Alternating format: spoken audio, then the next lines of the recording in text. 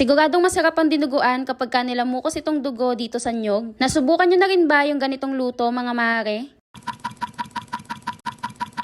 2 buwan na nga kaming hindi kumakain ng baboy at ngayon nga ay nag-crave nga kami sa dinuguan. Diyos ko, grabe naman tong cravings na to, -10 sa langit.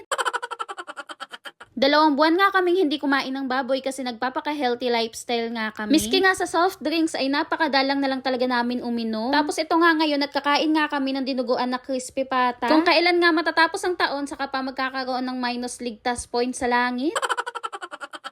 Bigla kasi kami nag-crave sa crispy pata pati na nga rin sa dinuguan. Kaya naman naisip ko why not pagsamahin na lang. Pero hindi nga pata itong gagamitin ko na laman kundi nga itong liempo. Anyways ito nga at nabandawan ko na nga pala itong liempo kaya naman ngayon at inaasinan ko na nga ito. Pagkatapos ko naman ito kuskusin ng asin ay binanlawan ko na nga ito kasi papakuluan ko pa nga ito para lumambot. Pagkatapos ko nga itong hugasan ito nga at naglagay na nga ako ng tubig dito sa kaldero. Papalambutin ko nga lang ito ng mga 1 oras mga mare. Naglagay na nga rin pala ako dito ng sibuyas at bawang. Naglagay nga rin pala ako dito ng laurel pati nga itong pamintang pino. Wala kasi kami nung buo. At syempre para naman may lasa ay naglagay nga ako dito ng asin. Habang pinapalambot ko nga yung liempo, itong dugo naman ang aking inintindi. Sinala ko nga muna pala ito kasi itong mga buo-buo ay aking dudurugin. Napakarami kasi nitong buo kaya naman kailangan talaga itong durugin. Tapos dito naman sa nasalang dugo ay naglagay na nga pala ako dito ng suka. Makakatulong kasi ito para hindi magbuo-buo itong mga dugo. Mas masarap nga itong dinuguan kapag ka may gata kaya naman gagamit nga rin tayo ng gata. Sa pagpigangan ng kakang gata ay sasabay ko itong mga buo-buong dugo. Magmula nga nung tinry ko yung ganitong proseso ay mas nagustuhan ko nga ito. Kasi kapag ka niluluto nga itong dugo ay mas lalo nga nagiging smooth. Pagkatapos ko nga itong pigain ay nagumpisa na nga rin ako magsala. Medyo weird nga lang kasi imbis na kulay white itong ating gata ay kulay pula. Mas madali nga rin sana kung tela ang aking gagamitin sa pagpiga kaso nga lang wala akong makitang tela dito sa amin. Ito na nga pala yung kakang gata pati na nga rin yung mga buo-buong dugo kanina. Okay na nga ito kaya naman yung pangalawang gata naman yung aking pipigain. Dito nga sa pangalawang gata ay isinama ko nga dito yung dugo na walang buo-buo. Naglagay nga rin pala ako dito ng kaunting mainit na tubig. Tapos ito nga at inumpisahan ko na nga itong pigain. Sa pagsasala nga ay same process nga lang din ang aking ginawa kaya naman proceed na nga tayo sa pagluluto. Ito na nga pala yung pinakuluan kong liempo kanina. Saktong lambot na nga ito mga mare at perfect na nga itong i-air fry. Pero bago ko nga to i-air fry ay binuhusan ko nga muna ito ng asin. Saktong asin lang mga mare para naman hindi ito sobrang alat. Okay na nga ito kaya naman isasalang ko na nga ito sa air fryer. Habang sinasalang ko nga sa air fryer ay nagigisa naman ako. Sa paggigisa nga itong luya nga ang aking pinakaunang inilagay para lumabas talaga yung bango nito. Tapos isinunod ko naman itong bawang. Nako, dito pa nga lang mga mare ay napakabango na talaga. Maya-maya nga lang din itong sibuyas naman yung sunod kong inilagay. Dito nga sa ating dinuguan ngayon ay wala nga akong ilalagay na kahit anong gulay. Nung okay na nga yung sibuyas ay inilagay ko na nga itong pangalawang